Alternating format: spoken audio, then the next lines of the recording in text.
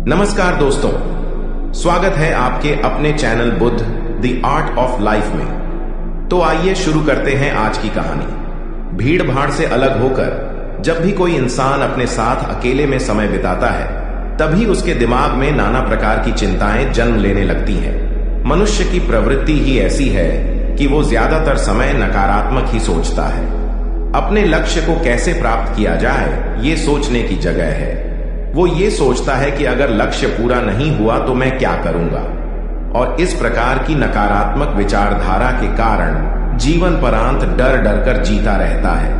अगर पूरी बुद्धिमानी और सजगता के साथ इस डर को समझाना जाए तो यही डर इंसान के पतन का कारण बनता है। ऐसा मनुष्य जो खुद पर संजय करता है, खुद पर संदेह करता है, भला वो कैसे सफल हो सकता है? लेकिन बुद्धिमानी से अगर इस डर का उपयोग किया जाए तो यही डर उसकी सबसे बड़ी ताकत बन सकता है। काश केवल एक बार उसने खुद पर विश्वास किया होता तो उसे मालूम होता है कि उसके डर में ही उसकी ताकत का रहस्य छुपा हुआ है। ये कहकर सन्यासी चुप हो गया और चुपचाप अपने कदमों पर ध्यान लगाते हुए जंगली घास पे से आगे बढ़ने लगा।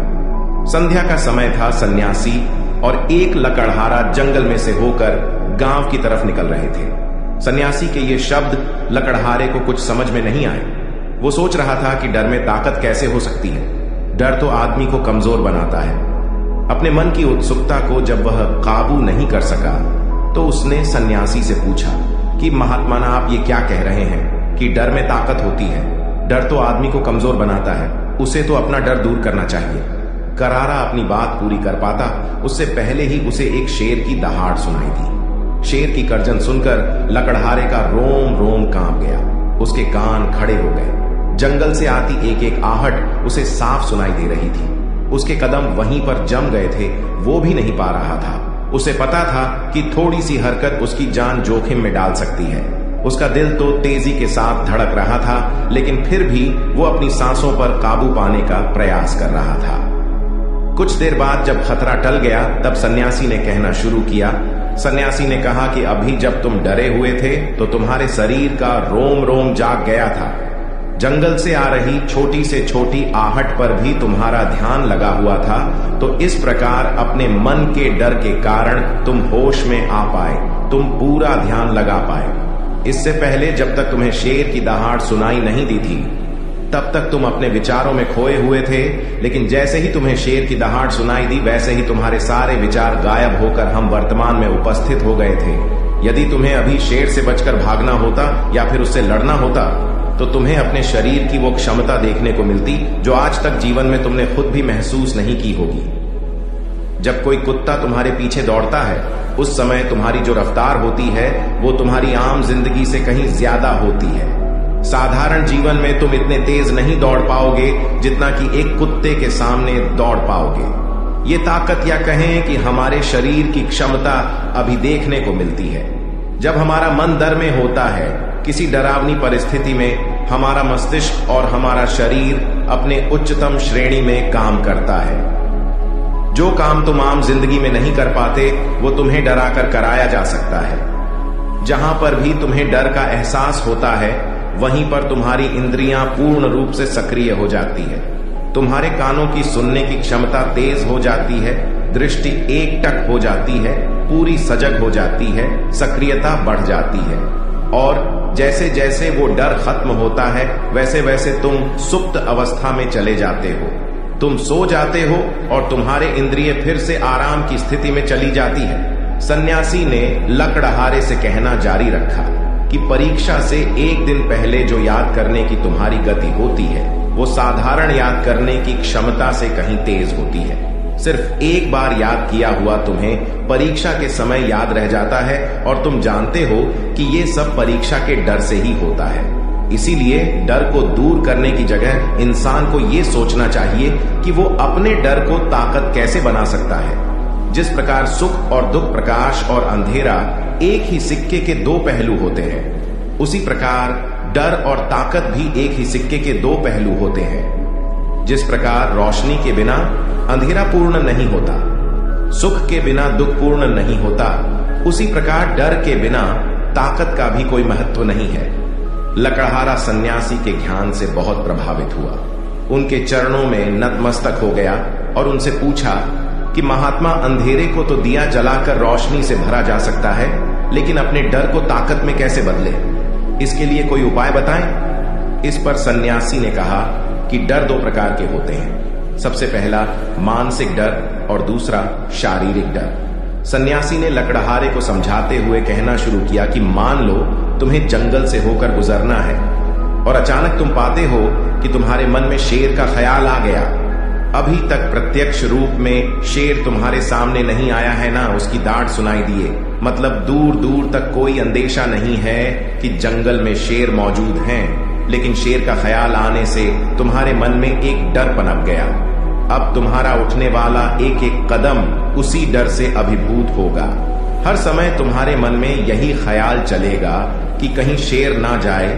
ये शेर वर्तमान में तुम्हारे सामने नहीं है, यह तुम्हारी बहुविषयक की कल्पना है। इसी प्रकार जो मनुष्य अतीत और भविष्य की चिंताओं में डूबा रहता है, वो मानसिक डर का शिकार होता चला जाता है। इसी विडंबना के कारण वो अपने जीवन में जितने भी निर्णय लेता है, वो सारे मानसिक डर से ग्रसित होते हैं। इसीलिए ज्यादातर मनुष्य पूर्ण रूप से अपने निर्णय पर भरोसा नहीं कर पाते हैं, और यही निर्णय या फिर फैसले जो आधे मन से लिए जाते हैं, मनुष्य के कार्य को पूरा नहीं होने देते। लेकिन यह भी सत्य है कि मानसिक डर के कारण ही इंसान अपनी तैयारी पूरी करता है। अगर तुम्हारे मन में शेर का ख्याल नहीं आएगा तो तुम शेर से सुरक्षा के लिए कोई भी कदम नहीं उठाओगे, लेकिन अगर तुम्हें शेर का ख्याल आ गया तो तुम उससे सुरक्षा के लिए कोई ना कोई तरीका जरूर अपनाओगे। तो इसीलिए मानसिक डर बेकार नहीं होता, वो आपकी सुरक्षा को और ज्यादा मजबूत भी करता है। लेकिन समस्या तब शुरू होती है जब आप चाहकर भी कुछ नहीं कर सकते, लेकिन उसके बावजूद आप मानसिक डर झेल रहे होते हो। उदाहरण के लिए कुछ मनुष्य हमेशा ये सोचते रहते हैं कि उन्हें कोई बीमारी ना हो जाए, कहीं उनके साथ कोई दुर्घटना घट जाए, कहीं उनके साथ कोई धोखा न कर दे। लेकिन इन सब घटनाओं पर उनका कोई जोर नहीं होता है, ये उनके हाथ में नहीं होता है। अगर दुर्घटना होनी होगी तो होगी ही, अगर बीमारी होनी होगी तो होगी ही। अच्छा खान पान और अच्छी दिनचर्या का पालन करने के बाद भी अगर कोई मनुष्य बीमार हो जाता है तो ये उसके नियंत्रण के परे की बात है। अपनी तरफ से उसने पूरी कोशिश की और यही उसका कर्तव्य था। उसमें कोई कुछ क्या कर सकता है। जो घटनाएं इंसान की पहुंच के परे होती है, वो उनसे भी परेशान होता रहता है, उनसे भी उसका मन घबराता रहता है, और यही मानसिक डर उसके पतन का कारण बनता है। और यही मानसिक डर अगर सही तरीके से इस्तेमाल किया जाए तो मनुष्य समझदार और अनुभवी कहलाएगा। जो इंसान ये सोचता है कि कांटे सिर्फ दर्द देने के लिए ही बने हैं, वो ये भूल जाता है कि कांटे ही फूलों की रक्षा करते हैं। इसी प्रकार एक ज्ञानी मनुष्य किसी भी चीज का उपयोग अपने सकारात्मक तरीके से कर सकता है, लेकिन एक अज्ञानी मनुष्य है अपनी अज्ञानतावश उन चीजों को भी छोड़ देता है जो उसके लिए उपयोगी होती है। विवेकशील मनुष्य फेंके गए पत्थरों का भी महल खड़ा कर लेता है, लेकिन एक वैज्ञानिक मनुष्य उन पत्थरों को दूसरों पर फेंकता रहता है। अगर किसी मनुष्य को अपने मानसिक डर को ताकत में बदलना है तो उसके कुछ नियम हैं, कुछ उपाय हैं। सबसे पहला उपाय अपने विचारों का निरीक्षण।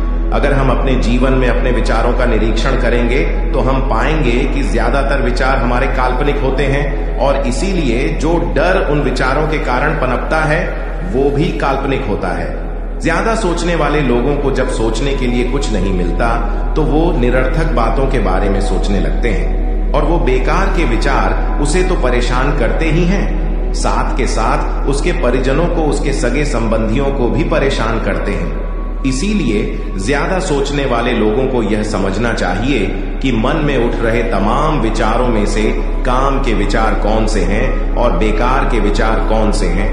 जो निरर्थक विचार हो उन्हें दूर करते जाओ, और जो सार्थक विचार हो उनको गहराई से सोचना शुरू करो। तभी तुम्हारी समस्याओं के, तुम्हारी उलझनों के उपाय निकलेंगे।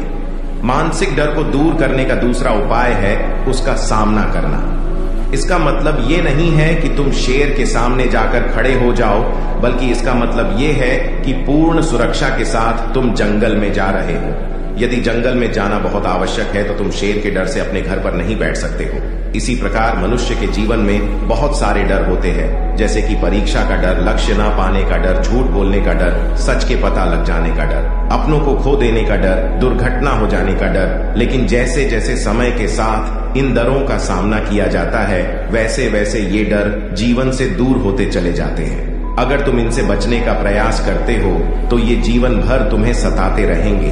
ये तभी दूर हो सकते हैं जब तुम इनका सामना करो।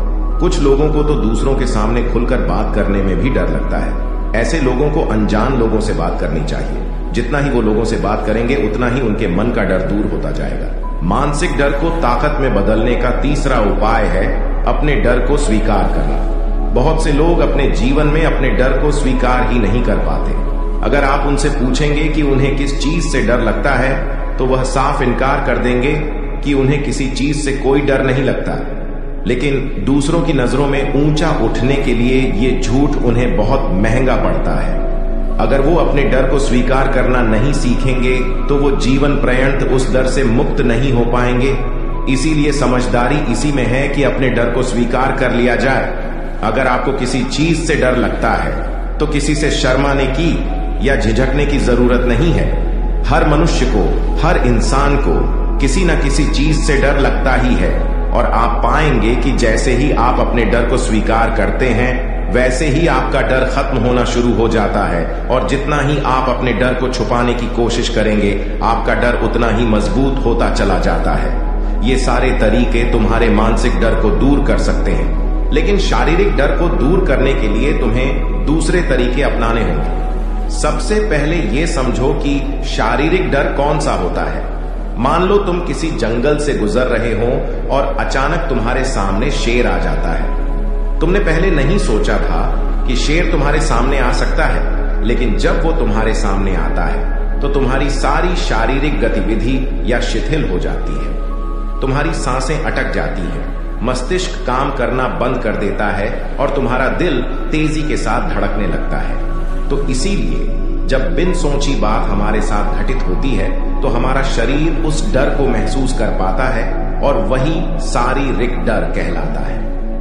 ऐसे समय में शारीरिक डर को दूर करने के कुछ उपाय है, कुछ तरीके हैं। सबसे पहला उपाय तो यही है कि अपने ऊपर संयम रखें। जब किसी मनुष्य के साथ बिन सोची बात घटती है तो सबसे पहले उसका संयम टूट जाता है, और संयम टूटने के साथ उसका मस्तिष्क काम करना बंद कर देता है, और इसी वजह से सोचने और समझने की प्रक्रिया भी रुक जाती है, क्योंकि हमारा शरीर उसी प्रकार कार्य करेगा। इस प्रकार हमारा मस्तिष्क उसे निर्देश देगा। अगर मस्तिष्क की सोचने समझने की शक्ति खत्म हो गई तो हमारा शरीर भी शिथिल हो जाता है।